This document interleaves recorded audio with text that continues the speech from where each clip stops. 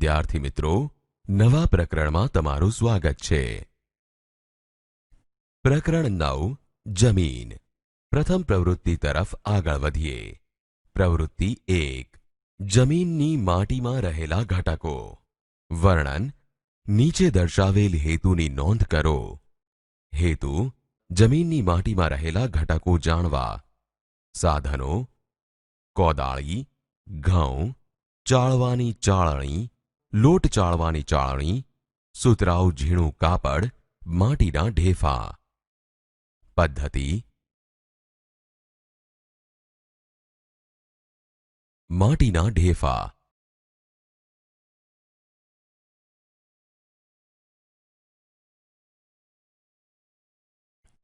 જમીનની માટીમાં ઘણા ઘટકો રહેલા છે. જમીનમાંથી માટીને ચાળતા જુદા જુદા ઘટકો મળે છે. આ માટે આપણે માટીના ઢેફા લીધા છે. ઘઉં ચાળવાની ચાળણી, લોટ ચાળવાની ચાળણી, સુતરાઉ કાપડનો ટુકડો, માટીના ઢેફા.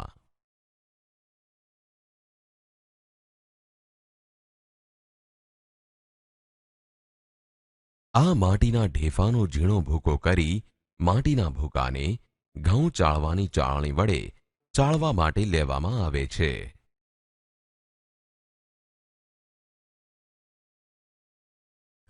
ઘઉં ચાળવાની ચાળણી વડે ચાળતા ચાળણી ઉપર કાંકરા વધે છે અને માટીનો ઝીણો ભૂકો એટલે કે માટીના બાકીના ઘટકો નીચે પડે છે.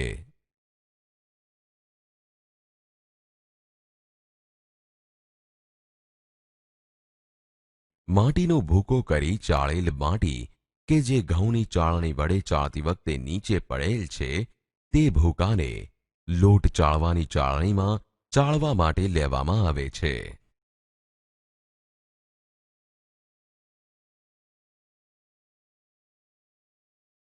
લોટ ચાળવાની ચાળણી વડે ચાળતા ચાળણી ઉપર રેતી વધે છે અને ચાળણીની નીચે માટીનો ઝીણો ભૂકો પડે છે.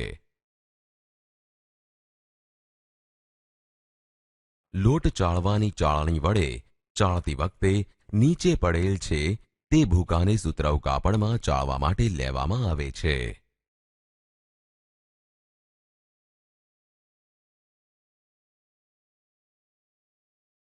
સુતરાઉ કાપડ વડે ચાળતા સુતરાઉ કાપડની ઉપર કાંપ વધે છે અને નીચે ઝીણી માટી પડે છે. વિદ્યાર્થી મિત્રો, હવે આપણે નિર્ણય લઈશું. આ માટીને જુદી જુદી રીતે ચાળતા માટીમાં રહેલા કાંકરા, રેતી, કાંપ અને માટી જેવા ઘટકો જોવા મળે છે. વિદ્યાર્થી મિત્રો, બીજી પ્રવૃત્તિ તરફ આગળ વધીએ.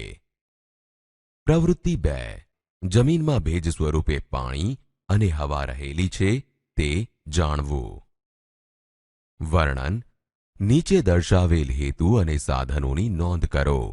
હેતુ: જમીનમાં ભેજ સ્વરૂપે પાણી તેમજ હવા રહેલ છે તે વિશેનો અભ્યાસ કરવો. સાધનો: પ્લાસ્ટિકની પારદર્શક કોથળી, બીકર, કોદાળી, માટીના ઢેફા, પાણી, દોરી, પ્યાલો. પદ્ધતિ: જમીનના ઘટકો. જમીન. કોલસો, સોનું, ગ્રેફાઇટ, આરસપહાણ. જમીનમાં જુદા જુદા ઘટકો રહેલા છે. જમીનમાંથી સોનું, ચાંદી, પારો, તાંબુ, લોખંડ જેવી ધાતુઓ પણ જમીનમાંથી મળે છે. માટીના ઢેફા. દોરી, પ્લાસ્ટિકની કોથળી.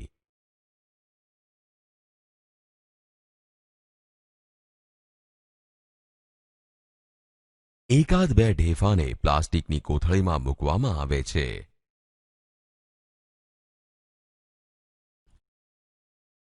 હવે દોરી વડે કોથળીના મોંને બાંધીને આ કોથળીને થોડા સમય માટે તડકામાં રાખવામાં આવે છે.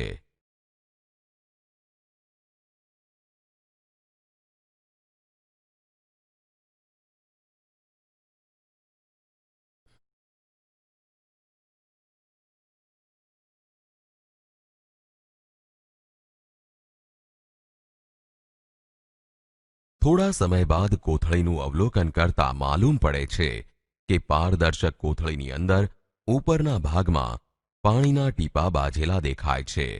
આમ થવાનું કારણ સૂર્યપ્રકાશની ગરમીને લીધે માટીના ઢેફામાં પાણીની બાષ્પ થાય છે, જેના લીધે કોથળીની ઉપરના ભાગમાં પાણીના ટીપા બાજે છે. માટીનું ઢેફું, બીકર.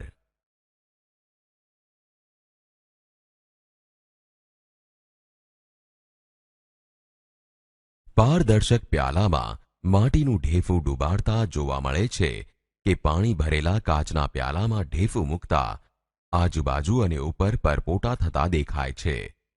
આમ થવાનું કારણ માટીના ઢેફામાંથી હવા પરપોટા સ્વરૂપે બહાર નીકળે છે અને માટીના ઢેફામાં પાણી દાખલ થાય છે. વિદ્યાર્થી મિત્રો, હવે આપણે નિર્ણય લઈશું. આમ જમીનમાંથી માટીમાં ભેજ સ્વરૂપે પાણી તેમજ જમીનમાં હવા રહેલી છે. વિદ્યાર્થી મિત્રો, નવી પ્રવૃત્તિ તરફ આગળ વધીએ. પ્રવૃત્તિ 3, જમીન. વર્ણન. નીચે દર્શાવેલ હેતુ અને સાધનોની નોંધ કરો. હેતુ: જમીનની નિતારણ શક્તિ અને ભેજ શક્તિનો અભ્યાસ કરવો.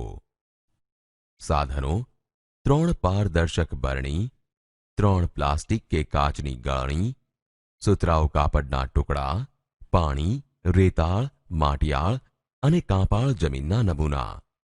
પદ્ધતિ: જમીનના પ્રકાર. રંગના આધારે, હાજર ઘટકોના આધારે. રંગના આધારે જમીનના પ્રકાર: રાતી જમીન, કાળી જમીન, બદામી જમીન. રાતી જમીન. જો જમીન રાતા રંગની હોય તો તેને રાતી જમીન તરીકે ઓળખાય છે. કાળી જમીન. જો જમીન કાળા રંગની હોય તો તેને કાળી રંગની જમીન તરીકે ઓળખાય છે. બદામી જમીન. જો જમીન બદામી રંગની હોય તો તેને બદામી રંગની જમીન તરીકે ઓળખાય છે. હાજર ઘટકોના આધારે. હાજર ઘટકોના આધારે જમીનના પ્રકાર: રેતાળ જમીન, માટિયાળ જમીન, કાંપાળ જમીન. રેતાળ જમીન. જે જમીનમાં રેતીનું પ્રમાણ સૌથી વધુ હોય તે જમીનને રેતાળ જમીન કહે છે. આવી જમીનના કણો તરત જ છૂટા પડી જાય છે. વરસાદ પછી આવી જમીન તરત જ સુકાઈ જાય છે. માટિયાળ જમીન. જે જમીનમાં માટીનું પ્રમાણ સૌથી વધુ હોય તે જમીનને માટિયાળ જમીન કહે છે. વરસાદ પડતા આવી જમીન ચીકણી અને લપાસણી બને છે. ભેજ વિનાના હવામાનમાં આ જમીન એકદમ કઠણ થઈ જાય છે અને તેમાં તિરાડો પડે છે. કાંપાળ જમીન. જે જમીનમાં કાંપ કે સેન્દ્રિય પદાર્થોનું પ્રમાણ વધુ હોય તેને કાંપાળ જમીન કહે છે. કાંપાળ જમીન ફળદ્રુપ હોય છે. પદ્ધતિ: પારદર્શક બરણી, પ્લાસ્ટિક કે કાચની ગાળણી, સુતરાઉ કાપડના ટુકડા, રેતાળ, માટિયાળ અને કાંપાળ જમીનના નમૂના.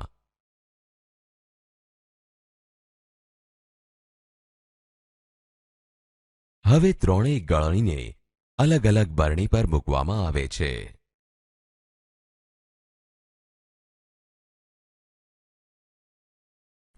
હવે આ ત્રણેય ગળણી પર ભીના સુતરાઉ કાપડના ટુકડા મૂકવામાં આવે છે.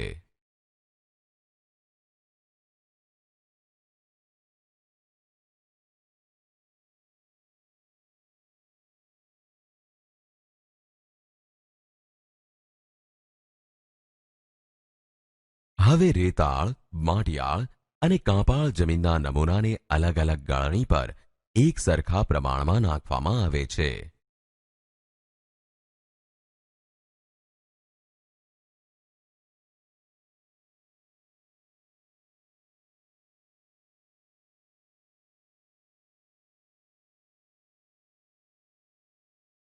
હવે ત્રણેય બરણીમાં સરખા પ્રમાણમાં પાણી રેડવામાં આવે છે. જમીનની પાણી વધુ સમય સંઘરી રાખવાની શક્તિને ભેજધારણ શક્તિ કહે છે, જ્યારે જમીનની પાણીને છૂટું કરી દેવાની શક્તિને નિતારણ શક્તિ કહે છે. જુદી જુદી જમીનની ભેજધારણ શક્તિ અને નિતારણ શક્તિ જુદી જુદી હોય છે. જમીનના પ્રકારનું અવલોકન. રેતાળ જમીન, માટીઆળ જમીન, કાંપાળ જમીન. પાણી ઉતરવાની ગતિ ઝડપી. માટીઆળ જમીન મધ્યમ, કાંપાળ જમીન ધીમી. બરણીમાં પાણીનું સ્તર વધુ, મધ્યમ, ઓછું. ગળણી પર માટીમાં સંગ્રહાયેલ પાણી ઓછું, મધ્યમ, વધુ. હવે વિદ્યાર્થી મિત્રો, આપણે નિર્ણય લઈશું. આ પ્રવૃત્તિ પરથી આપણે નિર્ણય લીધો કે રેતાળ જમીનમાં રેતીનું પ્રમાણ વધુ હોય છે અને રેતાળ જમીનમાં પાણી પણ ઝડપથી નીચે ઉતરી જાય છે. માટીઆળ માટીના કણોનું પ્રમાણ વધુ હોય છે